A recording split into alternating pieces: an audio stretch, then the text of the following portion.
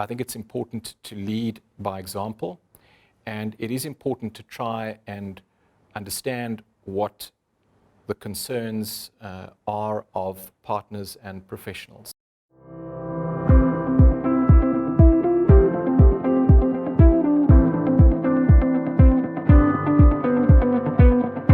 My name is Andrew Clark. I'm the recently appointed managing partner of Cox Yeats Attorneys based in uMhlanga Ridge, KwaZulu-Natal.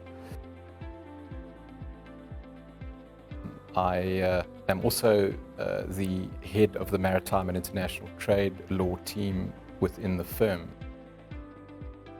I was at school at Westville Boys High, matriculated in 1989, and had some thoughts of becoming a lawyer at that point in time, but didn't really know what it all entailed.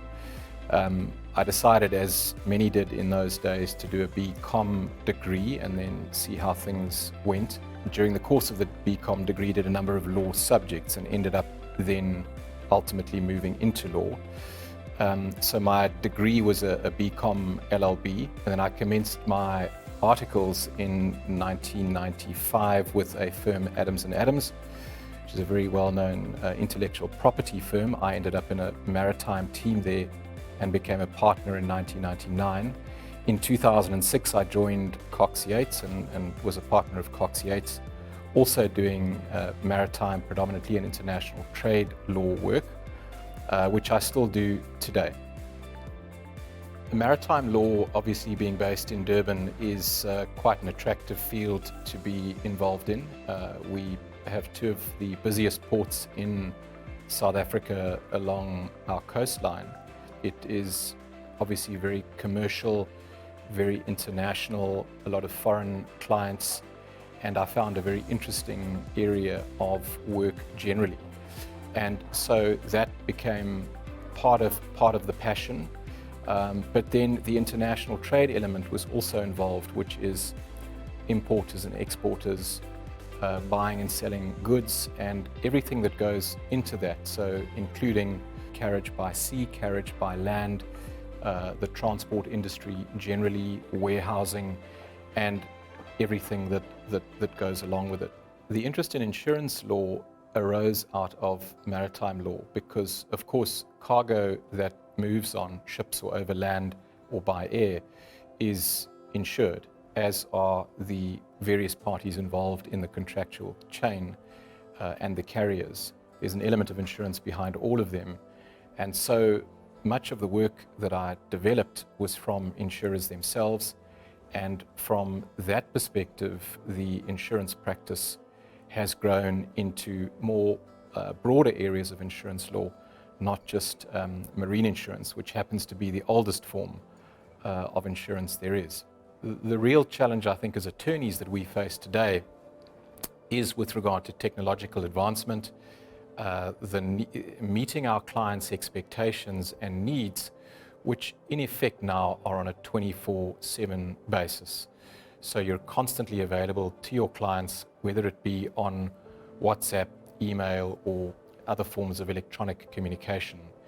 And the effect of that is that practice has become much more fast-paced, and the volumes and the scale of work that one is dealing with as a practitioner these days far outweighs anything that was even done 10 or 15 years ago. And in a way, one becomes a little bit of a victim of your own success without sounding arrogant, that the busy practitioners tend to be getting the work out quickly, tend to be good at what they do, but then that leads to more work, and so one faces the challenge of balancing your own interests and what you can actually do within a day versus what your clients' expectations are.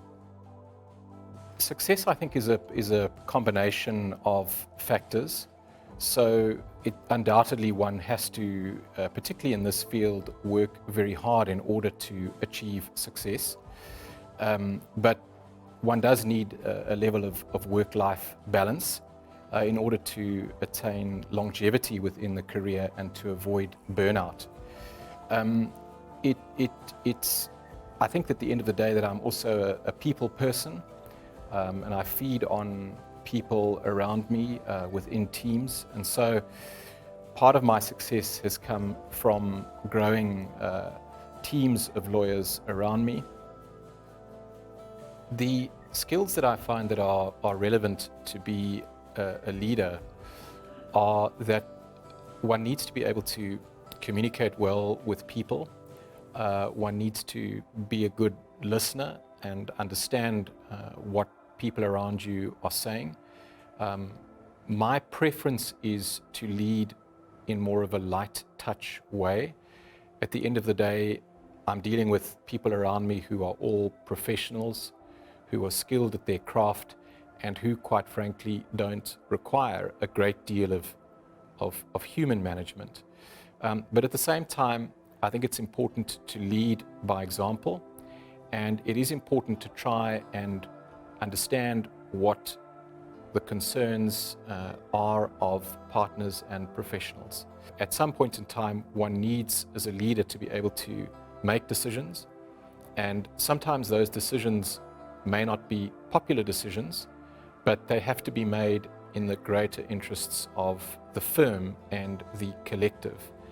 And fortunately, I have the support of senior professionals around me, and my approach to decision making is generally one of a collective nature.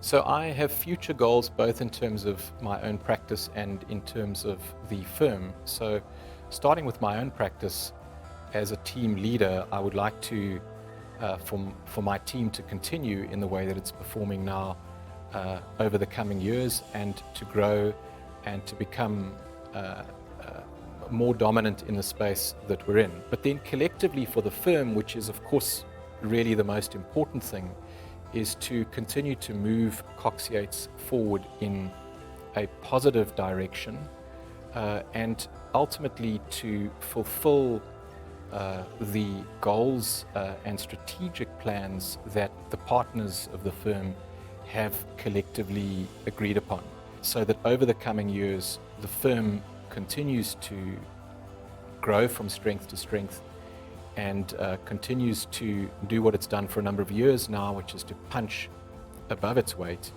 and ultimately meet the desired goals, ambitions and strategy of the collective partnership.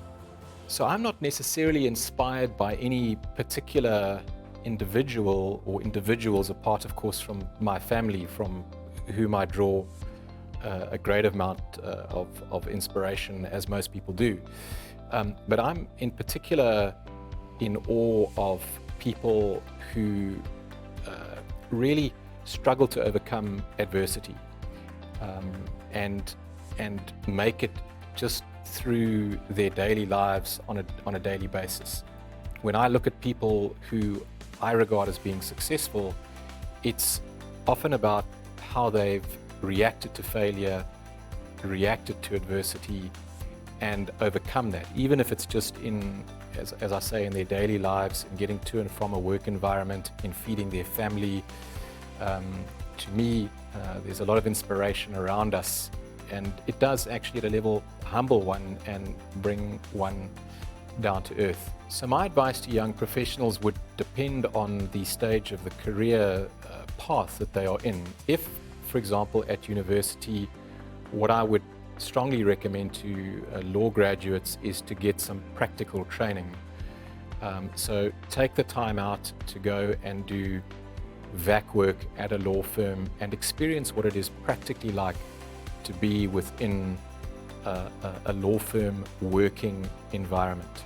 If you pursue your passion, you will be able to get up in the morning, be happy about what you do every day, and it won't really seem like work.